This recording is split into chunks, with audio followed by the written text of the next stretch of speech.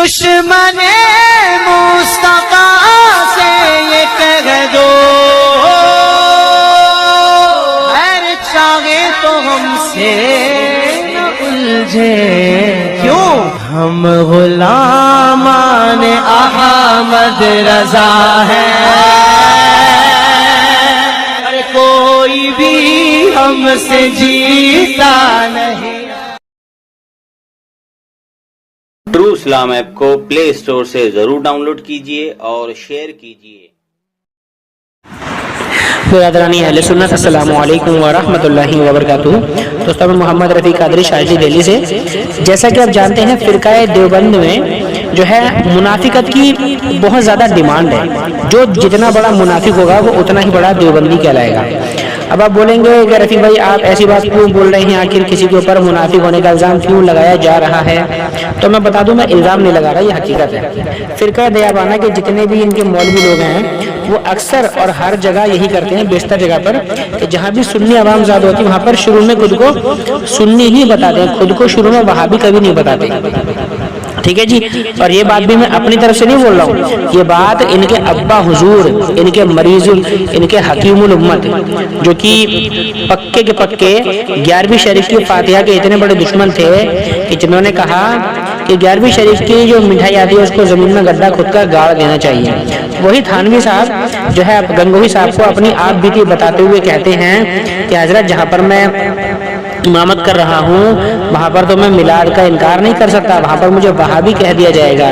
اور دوسرا یہ بھی ہے کہ وہاں سے تنخواہ ملتی ہے، ٹھیک ہے جی۔ اب آپ دیکھیں، تنخواہ ملتی ہے، تنخواہ کے لیے یہ لوگ میلاد بھی کریں گے، تنخواہ کے لیے یہ خود کو وہابی بھی نہیں بتائیں گے، لیکن جیسے جیسے اہل سنت کی عوام پر غلبہ پائیں گے، اہل سنت کے ہی عوام کو جو ہے مشرک بولیں گے، بدعتی بولیں گے، میلادی بولیں گے، اور پتہ نہیں کیا کیا بولیں گے۔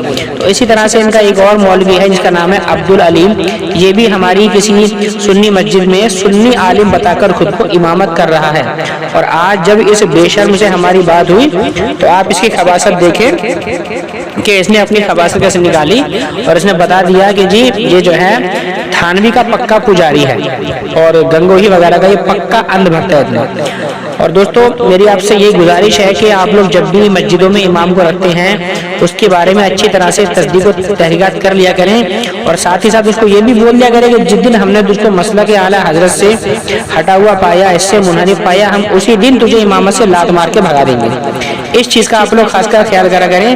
اور مسجد کے لیے کبھی بھی اگر امام چاہیے ہو تو ہمارے اہل سنت کے جو بڑے بڑے ادارے ہیں وہاں سے آپ رابطہ کیا کریں، اور مستند علماء کے حوالے سے ہی جو ہے مسجد کے امام کو مسجد جو ہے مسجد میں رکھا کریں۔ اور ساتھ ہی ساتھ اس چیز کا خوب دھیان رکھا جائے کہ کوئی بھی پلپلا ادھر ادھر یا دائیں بائیں یا ملاوٹی باتیں کرنے والا ایسے انسان کو امامت سے فوراً نکال لیں، یا تو اسے توبہ کی تلقین کرے، اگر وہ توبہ کرتا ہے پکا سنی بنتا ہے، اور دیوبندی وہابی جتنے بھی بددین گمراہ فرقے ہیں ان سے اگر وہ نفرت کا اظہار کرتا ہے تو ہی اسے امامت پر رکھیں، ورنہ اسے امامت سے ہٹا کر لات مار کے بھگا دیں۔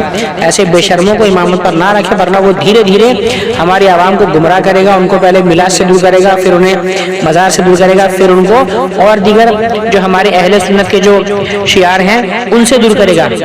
یہی مکاریاں ان دیوبندی ملاؤں کے اندر بھری ہوئی ہیں، اور میں نے بتا دیا کہ تھانوی نے بھی یہی طرز عمل اپنایا تھا، ٹھیک ہے جی، جس کا واقعہ جو ہے تذکرۃ الرشید میں لکھا ہوا ہے۔ اسکین میں نہیں لگا رہا، میں اسکین ابھی نہیں لگا رہا، چاہوں تو لگا سکتا ہوں، لیکن پھر بھی اگر کسی کو چاہیے ہو تو وہ ہم سے رابطہ کرے، انشاءاللہ عز و جل اس کا بھی حوالہ اس کو دے دیا جائے گا کہ تھانوی نے یہ کہا تھا کہ یہاں پر مجھے تنخواہ ملتی ہے، اور یہاں پر جو ہے میلاد کا انکار کرنے پر وہابی کہہ دیا جاتا ہے، اس لیے میں میلاد کی محفلوں میں جاتا ہوں۔ تو اللہ تبارک و تعالیٰ اس مکار فرقے سے ہماری امت کی حفاظت فرمائے، ان کے مکر و فریب سے ہم سب کو بچائے، آمین بجاہ سید المرسلین صلی اللہ تعالی علیہ وسلم۔ السلام علیکم ورحمۃ اللہ وبرکاتہ۔ کیسے ہیں؟ الحمدللہ۔ کون؟ جی وہی ابھی تھوڑی دیر پہلے کال کیا تھا آپ کو، آپ کہہ رہے تھے نا میں ٹریفک میں ہوں ابھی، بائک پر۔ بولیے کون ہے آپ؟ جی جی جی جی میں محمد رفیع بول رہا ہوں، میں دہلی سے سر۔ اچھا جی حضرت، ارے مسئلہ جاننا تھا، وہ نا ایک وہ ذرا ہولڈ کیجیے گا، ہولڈ کا میرے کرنا نہیں آتا۔ جی حضرت آ گیا میں۔ ہلو ہاں بولیے۔ ہاں جی حضرت، میں یہ کہہ رہا تھا کہ یہ آپ جانتے ہیں سوشل میڈیا پہ جو دیوبندی حضرات ہیں یہ بڑا جو ہے اپنی کتابوں کا دفاع کرتے نظر آتے ہیں، کبھی حفظ الایمان کا، کبھی براہین قاطعہ کا، کبھی تقویت الایمان کا اور صراط مستقیم وغیرہ کا. تو حضرت یہ بتائیں ان دیوبندیوں کو جواب کیسے دیا جائے کہ حفظ الایمان میں جو تمہارے تھانوی صاحب نے جو گستاخی کی ہے وہ اس کو گستاخی نہیں مانتے، وہ کہتے ہیں نہیں بالکل صحیح لکھا ہے علامہ تھانوی صاحب نے. تو حضرت اس پر انہیں کیا جواب دیا جائے دیوبندیوں کو؟ اس کے آگے پیچھے لکھا ہوا ہے، پوری کتاب پڑھیے آپ کو معلوم ہو جائے تو گا آپ کے اندر.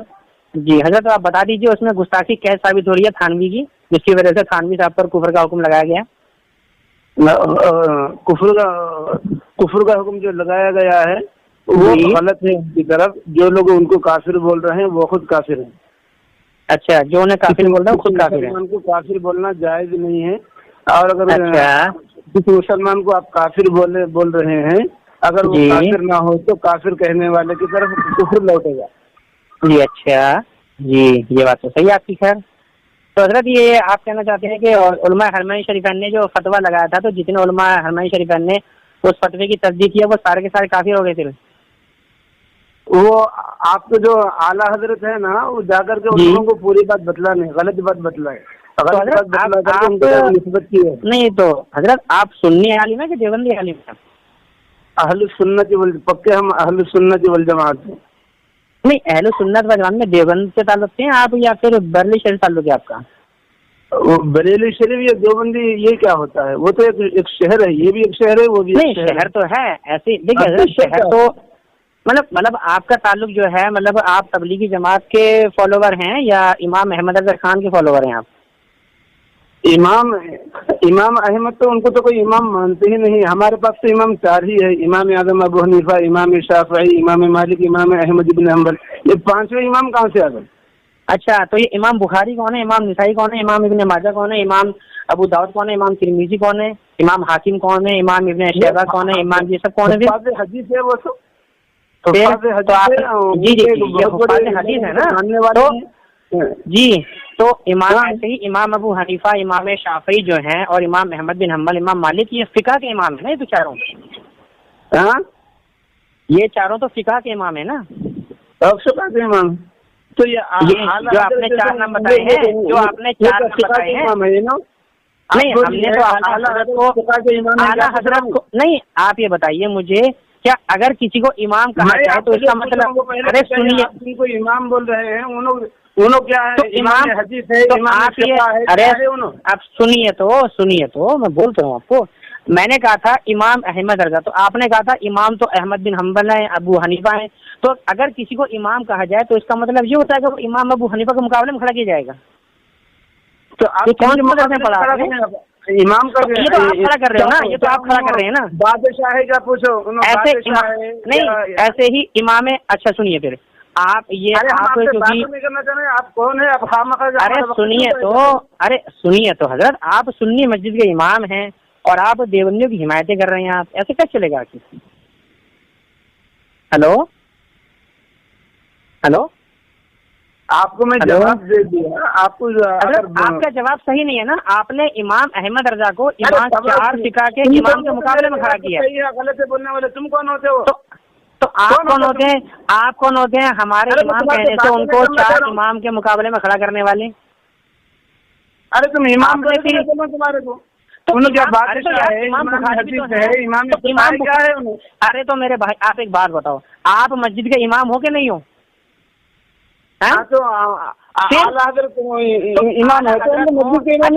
یہ بتائیے امام جلال الدین سیوطی کس چیز کے امام ہے؟